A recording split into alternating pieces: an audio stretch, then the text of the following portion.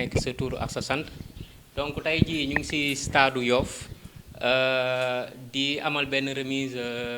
d'équipement boo xamante ne le ministre maire Abdoulaye Diouf Sarr moo koy jox waa RS Yoff donc sans plus tarder dañuy commencer cérémonie bi di ko commencer représentant wu Max Sport moom aussi mu am ay kàddu yu mu ci sànni moom turam Ali Diala mooy représentant wu Max Sport mu sànni ci ay kàddu. salaamaaleykum waa Yoff salaamaaleykum ami internet yi ñuy seetaan salaamaaleykum journalistes yi déplacé wu bon tey dañoo ñëwoon fii avec l'équipe de football Renaissance sportif de Yoff indi leen seen jeu d'équipement bi nga xamante ne le ministre de la santé Abdoulaye Diouf Sarr moo leen ko offrir mu nekk lot d'équipement bi nga xamante ne macha allah am na solo baax na day motiver jeunes yi pour maanaam ñu gën a maanaam sawar ci li nga xam ne moom la ñuy def muy sport bi di football bi. gis nañ ni Sénégal gagné na Coupe d'Afrique tous les jeunes s'intéressent au football du coup de nos jours bon faut les motiver faut les encourager faut les accompagner accompagnement boobu nag le ministre bi ñëw def tey. maanaam jënd ay lot de vêtements li nga xamante ne ñoom la wax ndaxte ñoom la fi yàlla teg ñoo nekk ci nguur gi ñoo mën a jàppale jeunesse bi ñoo mën a jàppale ñi nekk ci football bi ñëpp xam nañ ni football dafa metti tout le monde sait que football poche yoru ko football dafa metti pour jëlee équipe division régionale yóbbu ko ba première division dafa c'est tellement dur et difficile il faut ay nit lay accompagner du coup le ministre a fait un grand geste vraiment pour l'Olympique pour Renaissance sportif de Yoff du coup excusez-moi ainsi qu'il l'a fait pour d'autres clubs qui sont à Dakar donc on va remettre le trophée aussi leurs équipements je dirais leurs équipements plutôt bon pour l'instant aujourd'hui on est à Yoff bon on va vous présenter un peu ce qu'il a offert le lot d'équipements est composé de 70 loisirs d'entraînement 10 ballons de compétition 2 jeux de maillot et quoi encore 4 jeux de Sazou Dossa que vous voyez là vraiment bon c'est un geste vraiment magnifique que bon tout le monde salue vraiment il est di ko ñaanal daal vraiment parce que mi ngi koy defal yeneen dëkk yi nga xamante tamit ñi ngi fi muy par exemple Ngor Ouakam Cambérène Yarax Dakar FC élargir ko partout un peu kon boog jeunesse sénégalais yi vraiment li dafa nekk li nga xamante ne mën ngeen ci ñëw bokk parce que dafa yaatu te nee na yemul fii ak Yoff parce que président Yoff mi ngi fi naa bàyyi moom il va élargir un peu dina wax li nga xamante ne bon moo am quoi. moo en tant que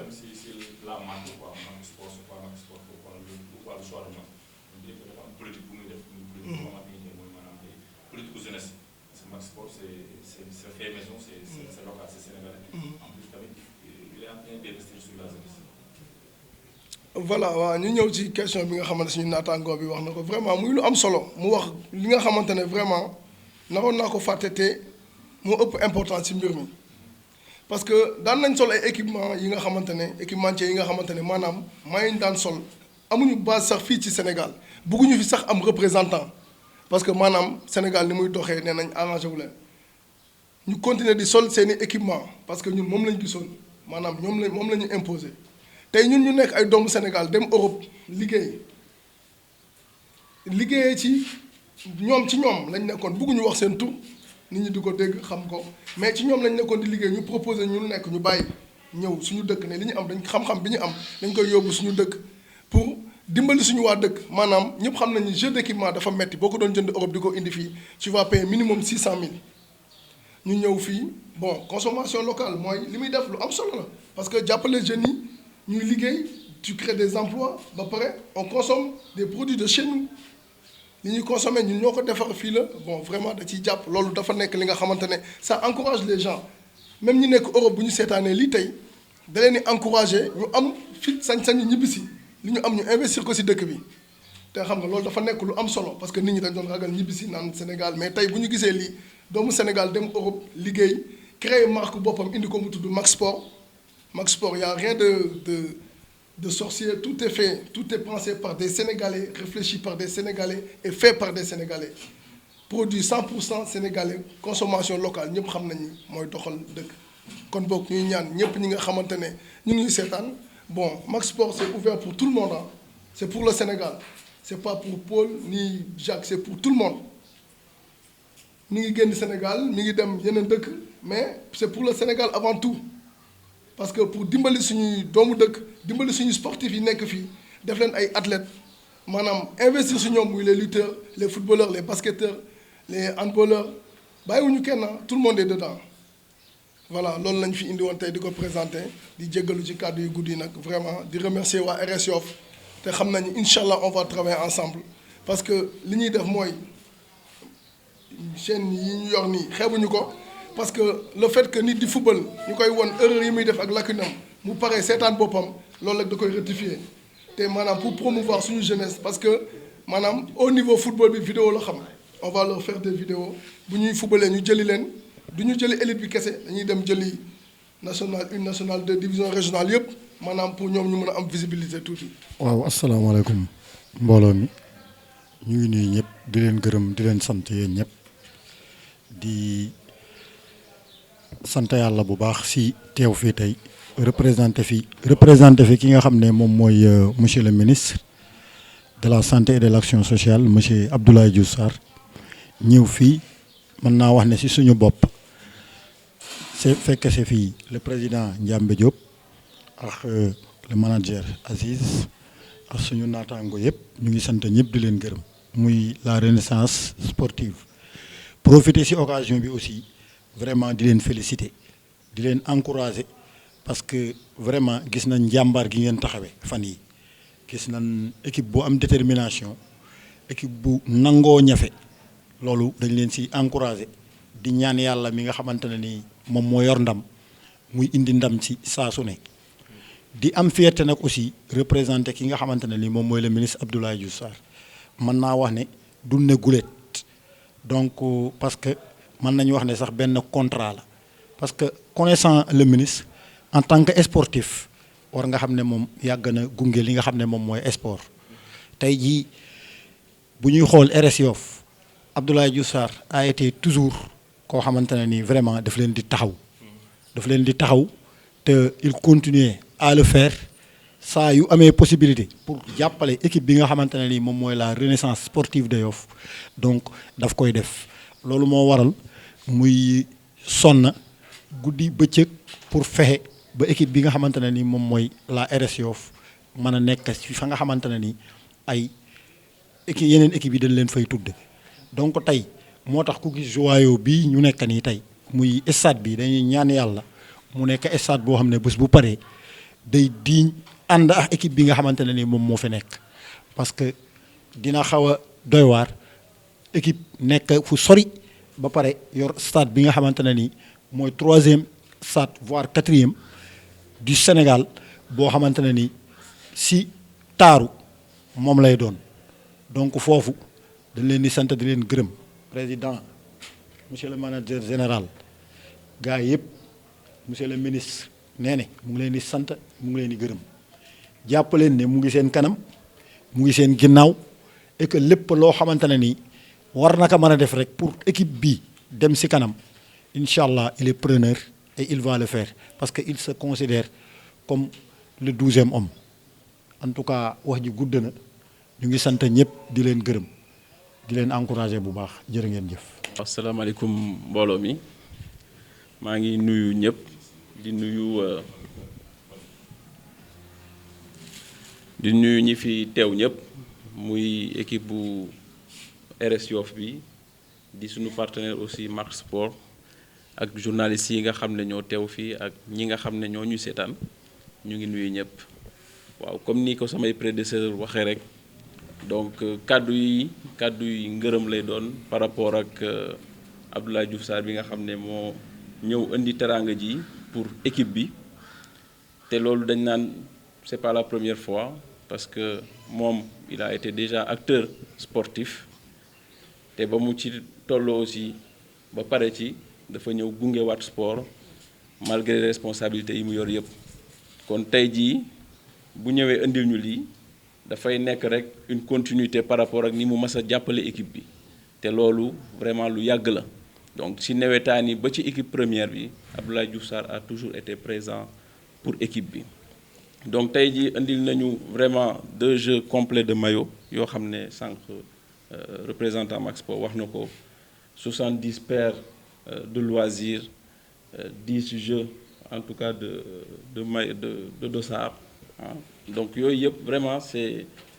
pour accompagner l'équipe qui est actuellement dans une bonne dynamique. Donc lolo, on dira que ça vient à son heure. Donc ñu ngi koy sant bu baax ni mu ko defee nii noonu la koy defee aussi si yeneen sport yi di leen jàppale gis nañ démb les lutteurs am na ñu mu si jàppale gis nañ basket bi donc mu ngi ci fànn yëpp en tout cas taxawu na Yoff sur le plan sportif te kon sur le plan financier matériel même moral on a son soutien complet donc loolu dañ koy rafetlu bu baax a baax di xam ne doomu Yoff la te vraiment mu ngi liggéeyal Yoff à travers en tout cas li ko responsabilité yi ko yàlla may donc loolu lañ bëggoon vraiment témoigner par rapport ak son investissement xam naa ne bu amoon jot tey jii dina présent fii pour véritablement manifester encore une fois son soutien complet à l'équipe en tout cas ñun loolu daf ñuy ñaax ñun ñi nga xam ne on a la chance également d'être dans l'équipe dirigeante de la RS Yoff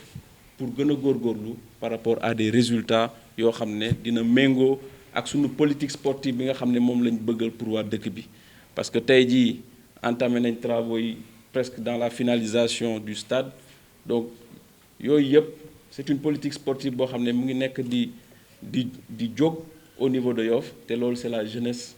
vraiment ñoo ci capitaliser plus tard donc bëgg nañ après vraiment à travers le stade mu am une autre dynamique boo xam ne dina feeñ fii au niveau de Yoff te loolu lu mën a nekk la waaw donc ñun daal en tout cas c'est un message en tout cas d'encouragement lañ koy jàppee par rapport ak soutien bi nga xam ne mu ngi koy def vraiment de manière constante pour l'équipe te ñu ngi ciy remercier vraiment ñi mu ci àndal aussi ci liggéey bi par rapport à ça donc ñu ngi gërëm ñëpp ñu bañ a guddal di ko ñaanal moom yal na ko yàlla jàppale ci ay responsabilités am di ñaanal équipe bu RS Yoff yal na ko yàlla may ba mu atteindre élite football sénégalais parce que loolu moo nekk ci suñu stratégie te je pense que yàlla mu ngi ñu ci jàppale d'année en année on voit les progrès te ñun équipe dirigeante bi aussi bon ñu ngi ciy bay suñu waar comme ni mu ko waxee donc en tout cas di gërëm waa Yoff di gërëm waa Sénégal ci vraiment ndam li aussi ñu am fan yi donc yal na yàlla def ba sport bi en tout cas gën a jëm ci kanam donc ñu ngi ñaanal ñëpp di remercier ñëpp ci taxawaay bi. waa Yoff salaamaaleykum mbokku internet yi nga xam te ne nii ñu ngi nekk di suivre cérémonie bi nga xam te ne nii moom lañu nekk di amal fii ci stade bi Yoff mu nekk cérémonie de remise d'équipement offert par le ministre Abdoulaye Diouf Sarr donc kaddu yi nga xam te ne moom lañu ciy yëkkati en tant que manager général de la Renaissance sportive de Yoff day nekk tout d'abord ay kaddu remerciement à l'encontre du ministre Abdoulaye Diouf Sarr di ko remercier bu baax a baax par rapport ak porté ci geste bi nga xam te ne moom la def tey ñëw indil ñu ay équipement sportif mu nekk loo xam ne nii franchement dafa ñëw à son heure dafa ñëw à son heure dans la mesure où équipe bi instant yi toll nii mu ngi nekk ci dynamique bu baax a baax ñu soxla soutien tous les Yoffois yoo xam te ne nii ils sont épris de fexe ba équipe bi avancé moom ministre Abdoulaye Diouf Sarr mu nekk ci depuis lors di jàppale Renaissance sportive de Yoff ci fànn yëpp nag ci fànn yëpp franchement au nom de la RS Yoff ñu ngi koy wax vraiment merci beaucoup jërëjëf monsieur le maire mais aussi di profiter ci occasion bi aussi pour rendre ko hommage par rapport à tout ce qu'il a fait pour la Renaissance sportive de Yoff durant mandat bi nga xam te ne ñun moom lañu fi nekk yëpp mu nekk ren ji ñu ngi entamé suñu troisième année ça parce que première année bi année Covid la woon donc depuis 3 ans yi nga xam te ne et au-delà même de ces 3 ans là il a été toujours présent aux côtés de la Renaissance sportive de Yoff bari na lu ñu yeneen équipe yi yeneen dëkk yi di envier ci kanamu équipe ba yaakaar na sa équipe bi ñàkkul dara te lépp yàlla ak moom moo tax ñu doon ko mën di def mu doon ko def en tant que waxuma sax en tant que maire wala en tant que ministre de la République mais dafa doon def en tant que Yoffois saa yu ñu jaaxlee pour entamer match ne si ay difficultés financières wala am ay difficultés sur le plan logistique saa yu ñu ko oowee mu répondre présent te doo sentir benn yoon ak lotta si moom si jël alalam ak xam-xamam di ko mettre au service de la jeunesse de Yoff, au service de la RS Yoff. Donc ñun RS Yoff ñu ngi koy remercier si loolu di ko si rendre hommage vraiment di wax aussi di profiter occasion di wax aussi que ne c'est un exemple à suivre pour tous les Yoffois je dis de ak ku ne si boor boo mënti nekk ak fépp fooy mën di yëngoo aussi Abdoulaye Diouf Sarr vraiment exemple la référence la si taxawaay ak si jàppale Yoffois surtout la jeunesse. Donc man en ce qui me concerne ak li nga xamante ne moo concerné la Renaissance sportive de Yoff donc nous lui disons merci beaucoup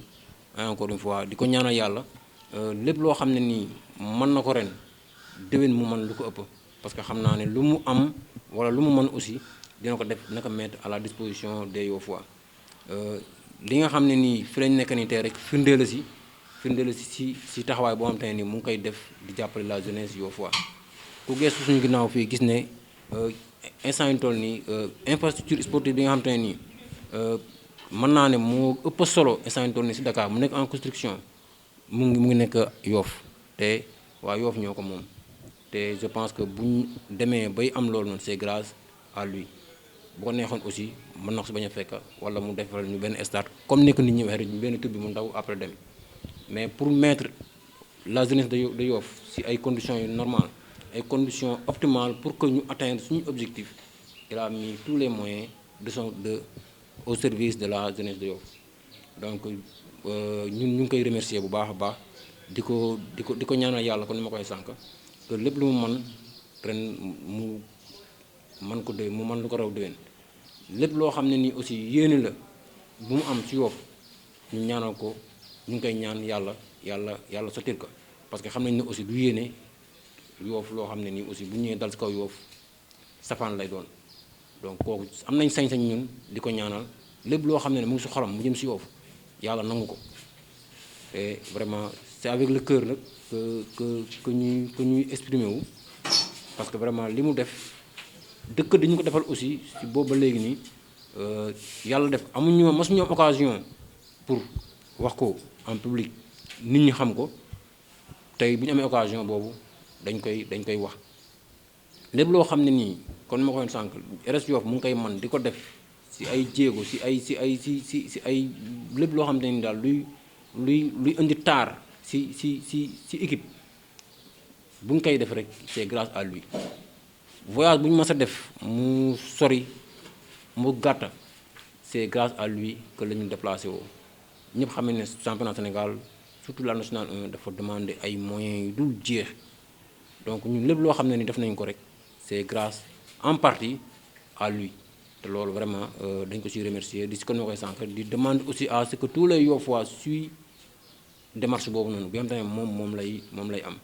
loolu dañ ci oo bépp Yoffois bu kenn xeeb sa dara parce que équipe bi na wax sa dëgg yàlla équipe bi Yoff la te moom ni ma ko comprendre bëgg naa ñëpp aussi comprendre que noonu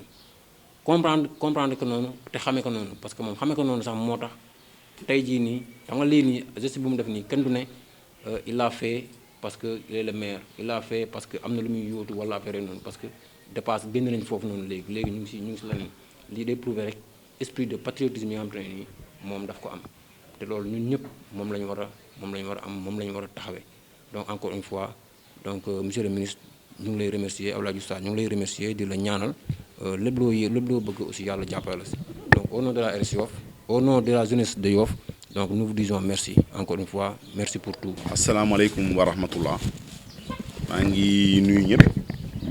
ñi nga xam ne ni ñoo ñuy seetaan di nuyu ñi nga xam ne ñoo représenté tey monsieur le ministre Abdoulaye Diouf Sarr Libaas Thiaw wax na sànq Madoune wax na bon en tant que représentant bokk ci délégation mais aussi en tant que vice-président monsieur Ndaw Diop bokk ci délégation bi ak ñeneen. di nuyu ñi nga xam ne ñoo nekk ci table yi di représentant bi nga xam ne mooy représentant Max Sport muy son directeur général Ali ñu ngi lay nuyu bu baax di nuyu également le manager général et l'ensemble des membres du comité directeur ici présent di am mbégte bu mag tey di recevoir ce lot d'équipement bi nga xam ne mu ngi jógee ci monsieur le ministre Abdoulaye Diouf Sarr ministre de la santé et de l'action sociale muy mbégte mu rëy ci ñun. Le manager général a expliqué d'une manière très éloquente lépp lu nga xam ne nii est exhaustive jàppale boo xam ne monsieur le ministre depuis ñun en tout cas ñu yor équipe bi et même au-delà mu ngi siy jàpp bu baax a baax Abdoul Aziz wax na ko léegi bi mu fi nekkee ba léegi lépp loo xam ne nii rek taxawaay la su wàll yépp sur le plan financier sur le plan matériel yépp taxaw na si jàppale ñu si tey lii de plus lañ koy wax lu guléet comme ni ñu koy wax c'est la énième fois tey nag li nga xam ne ni moom la def dafa rëy parce que sànq wax nañ ko am na ay dossard am na ñaari jeu de maillot am na ay loisir am na ay ballon maanaam li nga xam ne équipe moom lay soxla ci saison pour mën a football saison bu normal tey lépp Abdoulaye Diouf Sarr indi nañu ko bon ñu ngi koy gërëm bu baax au nom de la Renaissance sportive de Yoff manager bi rek boo xoon doy na parce que c'est lui qui gère l'équipe mais il faut ñun aussi ñu sànni ci kàddu en tant que président di ko remercier au nom de la jeunesse yoffoise parce que quand même nous gérons l'équipe et c'est l'équipe de Yoff la particularité de la Renaissance sportive de Yoff c'est que c'est une équipe communale je dirais communale mais yi nga xam ne mu ngi juddoo ci mag ñi ñoo ko créé woon ba tey mu mujj suñu ay loxo ñu di ko gérer en tant que dirigeant donc wax ji du gudd mooy monsieur le ministre Abdoulaye Diouf Sarr daal ñu ngi koy wax ne suñu xol sedd na ci moom ñu ngi koy ñaanal yàlla li nga xam ne nii moo nekk ci kanamam yal na ko ci yàlla jàppale yal na ko yàlla may ndam di seede waa Sénégal ne la jeunesse yoffoise en tout cas am nañ satisfaction bu baax ci monsieur le ministre Abdoulaye Diouf Sarr ci taxawaayam ci jàppaleem ci accompagnement ma lépp lu jëm ci jeunesse bi donc mu nekk loo xam ne lu am solo parce que nit aussi li ñu koy doyee bu fekkee ne dafa nekk une autorité ay par ailleurs kuy def politique nekk ci ab zone lañ koy doyee mooy muy taxawu population bi muy taxawu jeunesse bi surtout mag wax na ko sànq dañu nekk ci ère football et c'est une nouvelle ère qui s'ouvre au Sénégal pour le football donc aujourd'hui on a besoin d'être accompagné par l'État et lui a donné l'exemple en tant que ministre pour accompagner d'abord la jeunesse de sa commune mais au-delà parce que mag wax na ko sànq ne am na yéene Libaas wax nañ ko ne am nañ yéene Abdoulaye Diouf Sarr jaarale mbir mi la neen donc bon wax dëgg yàlla loolu sant yàlla la di ko gërëm bu baax a baax di ko wax ne nag wax dëgg yàlla ñun comme on dit cette jeunesse nous sommes toujours avec lui pour l'accompagner si mission yu nga xam ne nii yépp moom la ko yàlla teg ci loxoom lu mu mën a doon pour accompagner ko ci jàppale ko ci donc loolu lañ ci amoon vraiment luñ ciy wax di féliciter aussi ki nga xam ne mooy représentant wala directeur général bu marque Max Sport mu loo xam ne ni lu jar a accompagner la lu jar a encourager la parce que un jeune dem en Europe am expertise ñëw expertise boobu mu koy def au service de sa population au service de sa jeunesse au service du sport dañu am tey pour rendre le hommage et ñu ngi lay rendre hommage bu baax au nom de la jeunesse du Sénégal parce que tey on peut se permettre de parler au nom de la jeunesse parce que tey jeunesse bi foofu rek bon yow ñu ngi demander état mu jàppale la et pourquoi pas ñu dem ba équipe nationale di sol sa marque war na mën a nekk expertise locale suñ ko amee dañ koy jël ñu encourager ko donc en tout cas ñun bokk ñun au niveau de la Renaissance sportive de Yoff wax nañ ne bés ni ki année bii dootuñu solati benn marque bu dul Max Sport loolu c'est un engagement ferme bu ñu jël pour accompagner te ñu ngi wax ñépp ñu def la même chose Ligue 1 Ligue 2 nationale et puis pourquoi pas même au niveau régional et pourquoi pas au niveau de la petite catégorie donc en tout cas merci beaucoup merci à tout le monde donc loolu laa c'est moom lu may wax El Hadj